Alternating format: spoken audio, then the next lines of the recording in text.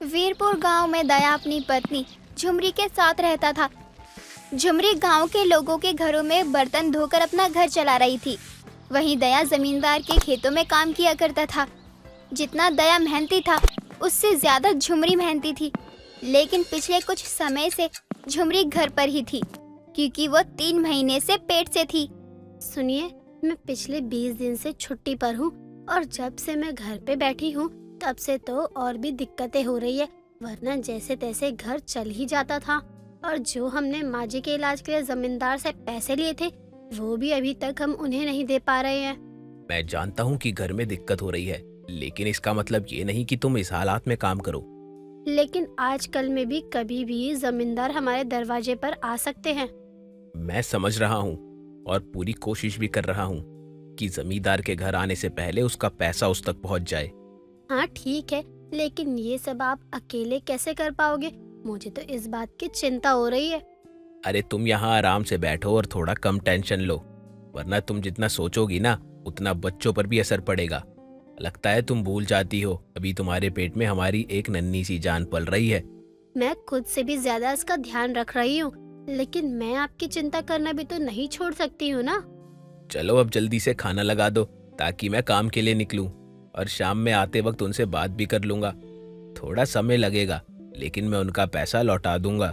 अब दया भी खाना पीना खाने के बाद खेत में काम के लिए निकल पड़ता है और सारा दिन खेतों में काम करने के बाद जब दया जमींदार के पास पहुंचता है अपने पूरे दिन का मेहनताना लेने के लिए, तो जमींदार दया को पैसे देने से मना कर देता है। अरे दया, लगता है तू भूल रहा है, महीने के अंत में तुझे कर्ज के पैसे देने होते हैं और अब तक आए नहीं तेरे पैसे। आज से लगातार 7 दिनों तक तेरी मेहनत रखूंगा मैं, तब जाकर इस महीने का कर्ज पूरा होगा भाई। लेकिन मालिक, अगर आप सारा पैसा रख लेंगे तो मेरी पत्नी के खाने पर आफत आ जाएगी और आप तो जानते हैं कि मैं पिता बनने वाला हूँ और मैं अपनी पत्नी को इस हालात में भूखा तो नहीं रख सकता। अरे ये सब तुझे पहले ही सोचना था ना कि खुद के खाने के तो लाले पड़े हुए हैं, अब बच्चा करेगा तो उसका खर्चा कहाँ से आएगा। अरे तेरी दिक्कत तू जाने, मुझसे मत बता। मालिक, आप मेरे रोज के हिसाब में से आधा पैसा रख लीजिए, लेकिन कुछ पैसे तो दे दीजिए ताकि मैं अपना घर खर्च चला सकूं। अरे देख दया, अच्छा होगा कि तू यहाँ से बिना पीटे और बिना जलील हुए चला जा। देख मेरे आदमी तुझे कैसे घूर रहे हैं, और ये है ना, जब पीटना शुरू करते हैं ना, अब मेरी बिल्कुल नहीं सुनते। और तू बाप बनने वाला है, अरे भाई अच्छा लगेगा क्या ऐसी हरकतें करेगा? चल जहाँ यहाँ से। दया जमींदार की बात सुनकर अब वहाँ से अपने घर के लिए निकल जाता है। तभी वो रास्ते में सोच रहा होता है, आज झुमरी ने कहा था कि उसे सोयाबीन की सब्जी खानी है और जमींदार जी ने मुझे पैसे ही नहीं दिए और आगे 6 दिन के और पैसे नहीं देने वाला। मुझे तो कुछ भी समझ नहीं आ रहा कि करूँ क्या। अब दया लाला की दुकान पर जाता है उधर से राशन लेने के लिए। दया को लाला उधार सामान नहीं देता क्योंकि दया का और भी पिछला उधार होता है। अब वो उदास होकर अपने घर आता है। क्या हुआ आपको? आप ठीक तो हैं? हाँ, ठीक हूँ मैं। तुम ठीक हो ना? आज तुम्हें इस छोटे दया ने परेशान तो नहीं किया? अब तो आपका बेटा हाथ पैर चलाने लगा है, जैसे नींद में आपके हाथ पैर चलते थे वैसे ही। झुमरी सुनो, यहाँ बैठो मेरे पास, मुझे तुमसे कुछ कहना है। कहो ना, क्या बात है? सब ठीक तो है ना? कोई बात हुई है क्या? आप बोलते क्यों नहीं है? वो क्या है ना, जमींदार जी ने आज मुझे पैसे नहीं दिए और अगले 6 दिन तक देंगे भी नहीं। उन्होंने खुद ही कहा है, लेकिन कल मैं काम पर नहीं जाऊंगा। ऐसा मत कहिए, मैं आस पड़ोस कहीं भी भीख मांग लूंगी, लेकिन आपको काम पर जाना चाहिए। आप सुन रहे हैं ना मेरी बात? झुमरी अपने पति को समझाती है और दया अपनी पत्नी की बात समझ भी जाता है। लेकिन अब दया जमींदार के खेत में काम करने जा रहा होता है तो उसे रात का याद आता है कि वो और उसकी पत्नी बिना कुछ खाए सोए हैं। इसलिए वो अब लाला के यहाँ गोदाम में बोरियां उतारने और लादने का काम करता है और लाला उसके पूरे दिन के 300 रुपए देते हैं।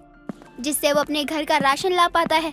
लेकिन जब दया राशन लेकर घर आता है तो वो देखता है जमींदार के आदमी ने उसके घर का सारा सामान फेंक रखा है और झुमरी हाथ जोड़े जमींदार के आगे रो रही है। झुमरी, तुम ठीक तो हो? उठो। और जमींदार जी, ये क्या तरीका है घर का सामान फेंकने का? ये लोग हमें हमारे घर से निकाल रहे हैं। अगर इन्होंने हमें यहाँ से निकाल दिया तो हम कहाँ जाएंगे?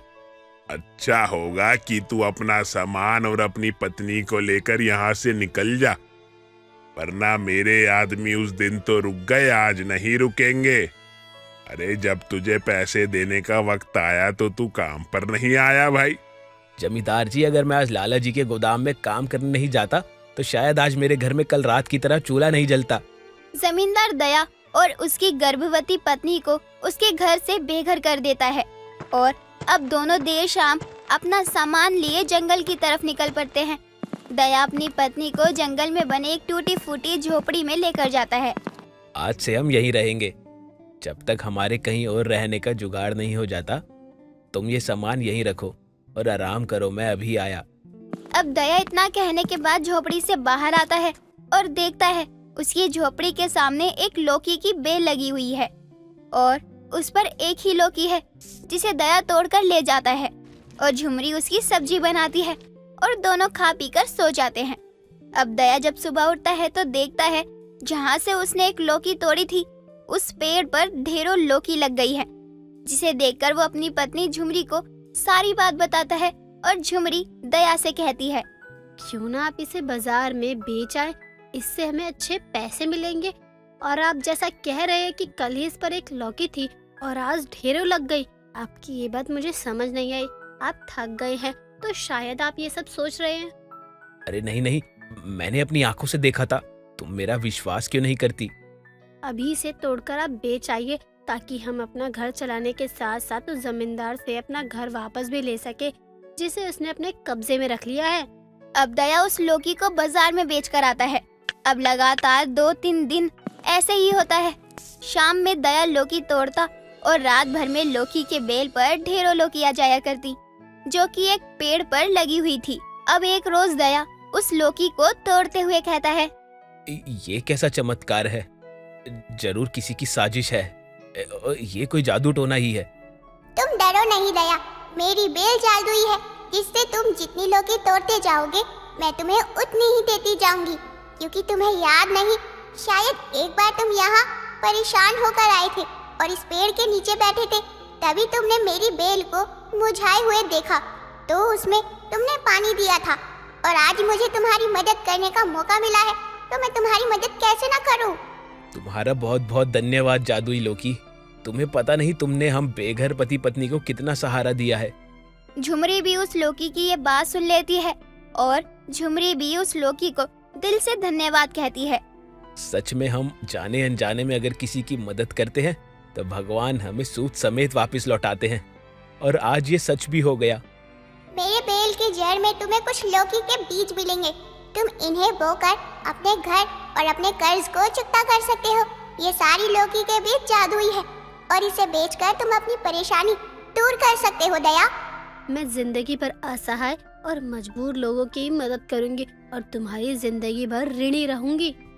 उस जादुई लौकी को बेचकर दया और उसकी झुमरी जमींदार से अपना घर तो छुड़वा ही लेते हैं, बल्कि वो एक अच्छा सा घर भी बनवा लेते हैं।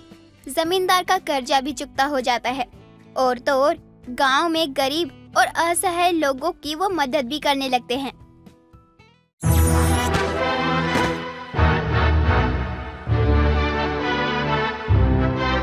साधना रात को अपने पति केशव को प्याज और रोटी खाने को देते हुए कहती है,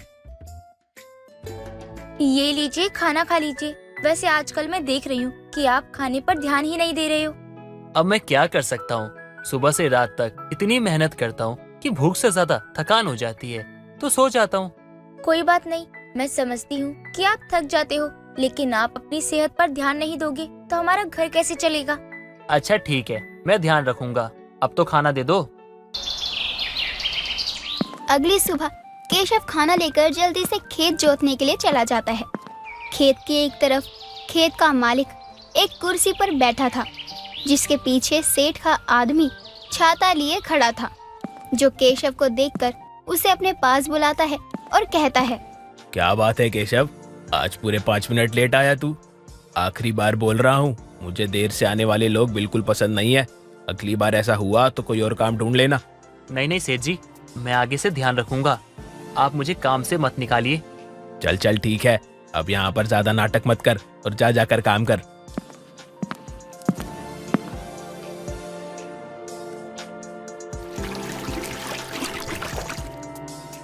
केशव बहुत मेहनत करता है और फिर शाम होने के बाद अपने घर चला जाता है, जहाँ साधना ने अपने पति के लिए खाना बनाया था। केशव हाथ पैर धोकर खाना खाने बैठता है। दोनों पति पत्नी साथ में खाना खा रहे होते हैं तो साधना केशव से बोलती है, सुनिए ना, आपको सेठ जी के खेतों में काम करते हुए कितना समय हो गया है। अब तो उन्हें बोलिए कि वो कुछ पैसे बढ़ा दें आपके। इतने कम पैसों में घर चलाना बहुत मुश्किल होता है। मैं समझ रहा हूँ साधना कि मुझे काफी समय हो गया है सेठ जी के खेत में काम करते हुए। अब मुझे उनसे बात करनी चाहिए। अपनी पत्नी के समझाने पर केशव अगली सुबह अपने सेठ के पास जाता है और हाथ जोड़कर अपनी सेठ से कहता है, सेठ जी, मुझे ना आपसे कुछ जरूरी बात करनी है। अब तुझे भी बात करनी है? बोल क्या बात है। सेठ जी, वो मैं कह रहा था ना कि मैं आपके खेतों में बहुत समय से काम कर रहा हूँ। अगर आप कुछ पैसे बढ़ा देते तो आपकी बहुत बहुत मेहरबानी होती। हमें घर चलाने में बहुत दिक्कत का सामना करना पड़ता है। अरे भाई, एक तो तुझे अब मैंने काम पर रखा और अब तुझे पैसे बढ़वाने हैं। अरे तू मेरी वजह से रोटी खा पा रहा है और अब तू मुझसे बहस करने के लिए खड़ा हो गया है यहाँ पर। जानता है ना तुझे काम से निकाल सकता हूँ। नहीं नहीं सेठ जी, मैं आपसे बहस नहीं कर रहा। आप तो हमारी अन्नदाता हो, आपके कारण हमारे घर में चूल्हा जलता है। लेकिन मैं तो बस अपने हक के पैसे बढ़ाने की बात कर रहा हूँ। जा, नहीं बढ़ाता तेरे पैसे। बोल अब क्या करेगा? अपनी उस छोटी सी जमीन पर खेती करेगा? अरे बीज लाने के पैसे तो हैं नहीं तेरे पास। जितने पैसे तुझे मिल रहे हैं ना, उतने में खुश रह, ज्यादा पैर मत फैला। सेठ की बात सुनकर केशव बहुत निराश हो जाता है और घर चला जाता है। घर जाने के बाद केशव को उदास देखकर साधना कहती है, क्या हुआ जी, आपने सेठ जी से बात की? वो पैसे बढ़ाने के लिए मान गए ना? देखना, अब हम कुछ पैसे हमारे भविष्य के लिए भी जमा कर पाएंगे। ऐसा कुछ नहीं होगा साधना, सेठ जी ने मना कर दिया है पैसे बढ़ाने से। यहाँ तक वो हमारी गरीबी का मजाक उड़ा रहे थे और कह रहे थे क्या मैं अपनी छोटी सी जमीन पे खेती करूँगा। हाँ बिल्कुल, क्यों नहीं। सेठ जी ने बुराई में हमें कितनी अच्छी बात बता दी। क्या अच्छी बात है साधना, तुम कहना क्या चाहती हो? अब आप सेठ जी की नौकरी छोड़ दो और अपने खेतों पर ही काम करो। तब तक आपके बदले मैं किसी के घर में काम कर लिया करूंगी और घर की जरूरतें मैं पूरी कर दूंगी। लेकिन तुम किसी और के घर में काम कैसे करोगी? बिल्कुल वैसे ही जैसे तुम अब तक सेठ जी के यहाँ काम करते थे। देखो, अगर आज हम कोई बड़ा कदम नहीं उठाएंगे तो आगे चलकर भी कुछ नहीं कर पाएंगे। मैं आपका पूरा साथ दूंगी। आप बस अपनी जमीन पर ही मेहनत करना। देखना, आप हमारी मेहनत का फल हमें जरूर मिलेगा। केशव अपने सेठ की नौकरी छोड़ देता है और जो भी पैसे मिलते उससे अपनी जमीन पर खेती करना शुरू कर देता है। केशव दिन रात बहुत मेहनत करता है और प्याज की फसल लगाता है। देखिए जी, हमारी मेहनत रंग लाने लगी है। देखो कितनी अच्छी फसल हुई है। हाँ साधना, बस कुछ समय का इंतजार और करना है। उसके बाद हम प्याज बेचकर पैसे जमा कर लेंगे। ऐसे ही कुछ दिन बीत जाते हैं और केशव सारी प्याज खेत के एक ही कोने में बनी झोपड़ी में रख देता है। ये बात जब सेठ को पता चलती है तो वो गुस्से के मारे तिलमिलाने लगता है और रात के अंधेरे में सबके सो जाने के बाद केशव के खेत में मशाल और मिट्टी का तेल लेकर जाता है और उस झोपड़ी में आग लगा देता है।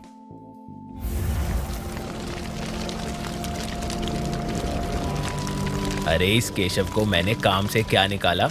इसने तो अपनी बंजर जमीन पर खेती कर डाली। देखते हैं आगे क्या करेगा। सेठ आग लगाकर वहां से चला जाता है। सारी प्याज जल जाती है। तभी केशव और साधना को भी खेत जलने की खबर मिलती है और वो दोनों भागते हुए खेत में जाते हैं। लेकिन अब काफी देर हो गई थी। केशव और साधना दोनों बहुत रोने लगते हैं। ये क्या हो गया? क्या हो गया साधना, ये क्या हो गया? सब लोग कहते हैं मेहनत का फल मीठा होता है, लेकिन देखो ना, हमारा मेहनत का फल राख हो चुका है। साधना, अब हम क्या करेंगे? दोनों पति पत्नी काफी रो रहे थे। साधना केशव को घर लाती है। जब केशव थोड़ा ठीक महसूस करने लगता है तो साधना केशव से कहती है, देखिए, अब हमारी सारी मेहनत पर तो आग लगी गई है, लेकिन रोने से कुछ भी नहीं होगा। अभी हमारे पास समय है। आप सेठ जी से कुछ पैसे मांगिए। अगर उन्होंने हमें पैसे उधार दे दिए तो हम फिर से खूब मेहनत करेंगे। हम इतनी जल्दी हार तो नहीं मान सकते ना। साधना की बात मानकर केशव फिर से सेठ के पास जाता है और बोलता है, सेठ जी, मुझे आपसे मदद चाहिए। क्यों, आ गई तेरी अकल ठिकाने? अब तुझे वापस से काम चाहिए? नहीं सेठ जी, काम नहीं चाहिए, बस कुछ पैसों की मदद चाहिए आपसे। वो मेरी फसल आग में जल गई, इसके लिए दोबारा खेती करने के लिए आपकी मदद की जरूरत है। अबे निकल यहाँ से तो बड़े रौब से काम छोड़कर गया था और अब वापस यहीं आया है पैसे मांगने। निकल, तुझे एक फूटी कौड़ी ना दूं मैं। सेठ की दुत्कार सुनकर केशव घर जाने लगता है। तभी रास्ते में उसे अपना खेत दिखता है। केशव वहां जाकर रोने लगता है। केशव को उस राख में से एक साबुत और सही सलामत प्याज दिखती है, जिसे देखकर केशव कहता है, तुम्हारा पूरा परिवार आग में जल के राख हो गया, बस तुम ही बचे हो मेरे पास। देखो, तुम रो मत। तुम इधर उधर कहाँ देख रही हो? मैं तुम्हारे हाथ में ही तो हूँ। मैंने तुम्हें इतनी धूप में कड़ी मेहनत करते हुए देखा है, और जब सब कुछ चल गया था तब भी तुम्हारे आंसू देखे थे। अब तुम निराश मत हो। तुम मुझे अपने खेत में लगाओ और देखना, मेरे आसपास जल्दी ही बहुत सारी प्याज भी होने लग जाएंगी। केशव उस जादुई प्याज की बात मानता है और जादुई प्याज को खेत में लगाता है। उस जादुई प्याज के आसपास अब नई प्याज भी आने लग गई थी। ये देखकर केशव को बहुत अच्छा लगता है। आपका बहुत बहुत धन्यवाद। मैं जल्दी से जाके अपनी पत्नी को बताता हूँ, वो बहुत खुश हो जाएगी। घर जाकर वो साधना को सारी बात बताता है। ये तो बहुत अच्छी बात है। भगवान कभी हमारे साथ बुरा नहीं होने देंगे। अगली सुबह जब दोनों खेत जाते हैं तो देखते हैं कि फसल पक चुकी है और अब वो भी सारी प्याज को निकालकर वहीं खेत के कोने में टोकरियों में भरकर रख लेता है। अब हम कल ही इन सभी प्याजों को बेच देंगे। हमें नहीं पता पिछली बार कैसे आग लगी थी। साधना और केशव की खुशी का कोई ठिकाना नहीं था, लेकिन फिर से जब ये बात सेठ जी को पता चलती है तो वो रात के समय मशाल लेकर फिर से खेत में पहुंच जाता है और आग लगा ही रहा होता है कि तभी जादुई प्याज कहता है, तुम ऐसा क्यों कर रहे हो? मुझे पता है, पिछली बार भी तुमने ही आग लगाई थी। तुम्हारे पास तो किसी भी चीज की कोई कमी नहीं है, फिर क्यों इनका तुम नुकसान करना चाहते हो? तुम इंसान नहीं हो ना, इसलिए इंसान की भावना नहीं समझ सकते। सेठ आग लगाने के लिए मशाल आगे करता है कि जादुई प्याज का आकार बहुत बड़ा हो जाता है और सेठ जमीन पर मशाल के साथ ही गिर जाता है और डर के चिल्लाने भी लगता है। साधना और केशव आवाज सुनकर तुरंत वहां पहुंच जाते हैं। जमीन पर सेठ को मशाल के साथ पड़ा देखकर दोनों हैरान हो जाते हैं। सेठ जी, आप यहाँ क्या कर रहे हो? और ये मशाल? इसका मतलब हमारे खेत में जो आग लगी थी वो आपने लगाई थी? हाँ, और ये आज भी सब जलाने ही आया था। आज तो मैं इसका हिसाब चुकता कर ही देता हूँ। केशव प्याज को हाथ जोड़कर शांत करवाता है और प्याज वापस अपने छोटे रूप में आ जाता है। सेठ का सच सामने आ जाता है और केशव उन्हें पुलिस के हवाले कर देता है, जिसके बाद केशव और साधना प्याज बेचकर पैसे इकट्ठे करते हैं और अपने खेत में मेहनत करके खुशी खुशी रहने लगते हैं।